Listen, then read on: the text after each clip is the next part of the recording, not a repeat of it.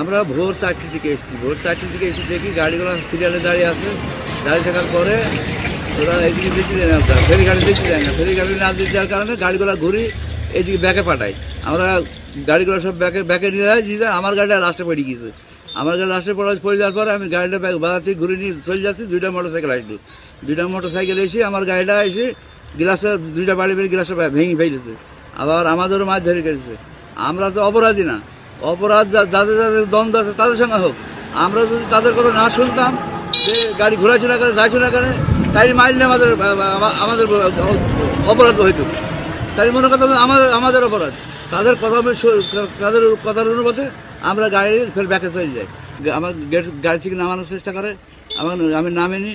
তারপর আমার গ্লাসের 2টা বাড়ি বেরিয়ে গ্লাসটা ভেঙে ফাটে ফেলেছে।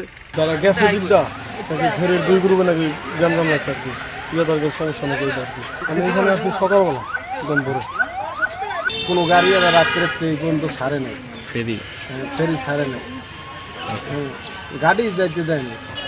এখন কি সমস্যা আছে তার তো আর আমরা করতে হবে।